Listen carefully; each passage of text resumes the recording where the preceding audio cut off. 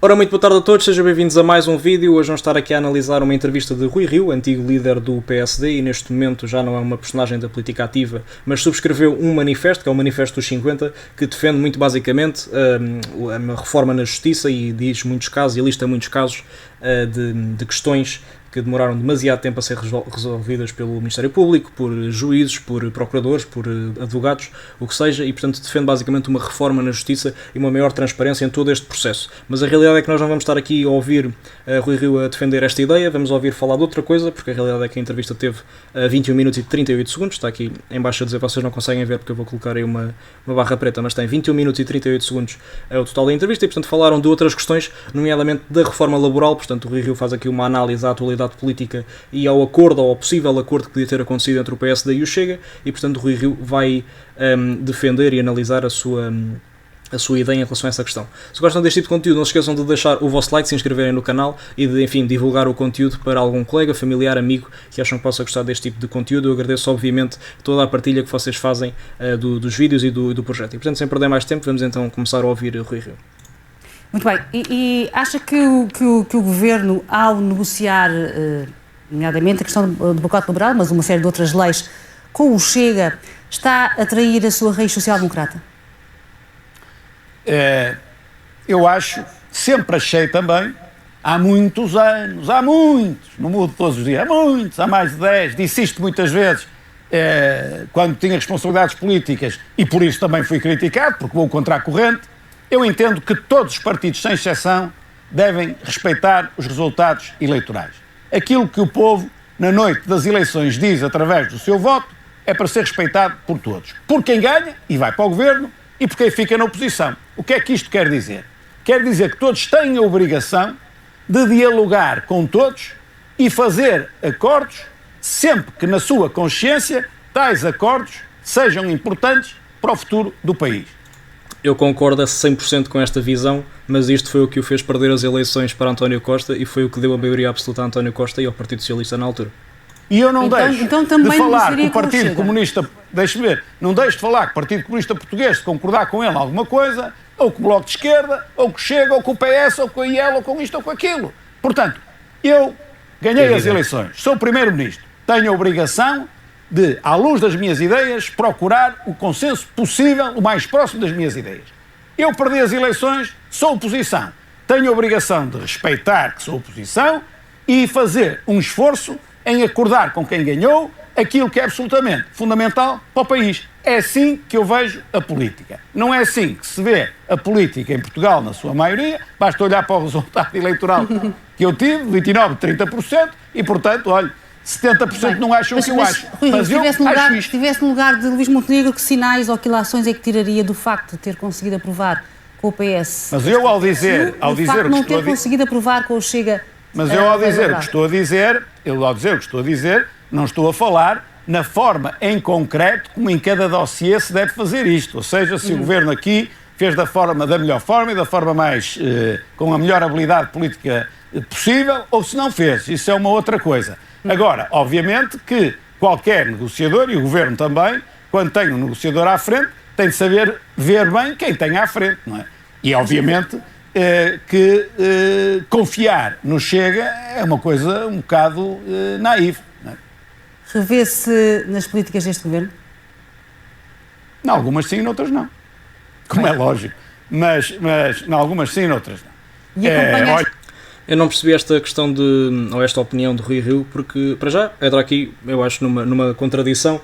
Se ele me ouvir, obviamente que irá discordar, mas eu acho que há aqui uma contradição, porque defende acordos, e, portanto, quem diz acordos não precisa de ser um acordo de legislatura, mas, portanto, um acordo, como quis Montenegro fazer, um acordo dossiê a dossiê, ou se vira para o PS, ou se vira para o Chega. Nesta questão da reforma laboral, é uma questão que a esquerda rejeitou desde o início. Portanto, ao falar de uma reforma laboral, era preciso falar sempre de uma negociação que envolvia o PSD, obviamente, que foi o principal impulsionador desta possibilidade, e portanto, como a IEL não teria, a IEL sempre foi um parceiro mais fácil para o PSD do que o Chega, mas como a IEL não tem peso suficiente para conseguir aprovar em conjunto com o PSD as medidas que queriam, tinha de se virar para o Chega, e portanto era uma questão de, não tanto de escolha de parceiro, mas quase uma obrigação de se ter de virar para a direita, nem seria propriamente o Chega, era virar-se para a direita, e portanto o partido grande da direita em Portugal neste momento é o Chega, E, portanto, é preciso olhar para a dinâmica parlamentar, ser pragmático e perceber que, ok, neste momento, se nós queremos passar esta reforma laboral, temos de negociar com o Chega. Não correu bem, mas, na minha perspectiva, devia ter corrido melhor. Eu acho que devia ter sido aprovada esta reforma laboral. As negociações, como se costuma dizer, sabem como é que se começam e não sabem como é que se acaba, e, portanto, a realidade é que eu acho que o PSD esteve bem em, pelo menos, negociar com o Chega, portanto, não concordo aqui com o Rui Rio, apesar de ser uma personagem política que não é muito uma quadrante ideológico, mas eu acho que o Rui Rio é uma personagem política sensata e é uma pessoa que gosto das análises dele, apesar de não serem muito frequentes, infelizmente. Na Justiça... E acompanha as críticas, já falámos da Justiça, não é? E acompanha as críticas de Pedro Passos Coelho em relação à falta de reformas? Não, eu relativamente, isso eu tenho dito sempre, eu relativamente à vida mais interna do PSD e mesmo muito em concreto à governação do PSD, não me quero referir em público. Acho que não o devo fazer. De certa forma, talvez também um bocado, porque não quero fazer aos outros o que eles me fizeram a mim, eventualmente. Talvez tenha aí um excesso de cuidado, marcado por isso, mas realmente quero fazer essa distinção. Abro exceções, como abro na Justiça, quando manifestamente entendo que é de uma gravidade extrema. E aí eu abro essa exceção em nome daquilo que eu entendo que é o interesse nacional.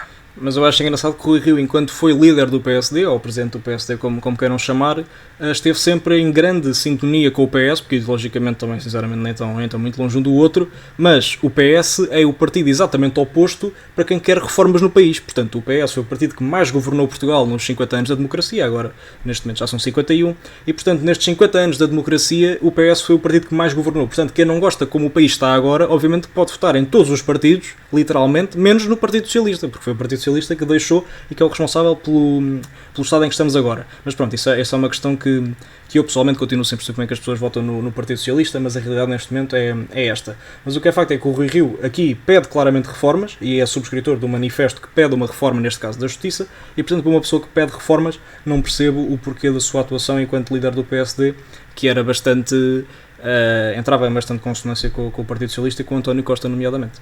Mas seguramente acompanhou e foi um dos motivos de ter perdido as eleições. Acompanhou o Congresso do PSD, ou já nem sequer os vê? Por acaso não acompanhei. Em direto não acompanhei, nem sei se viu muito, se deu muito ou pouco. Vi alguns highlights, naturalmente.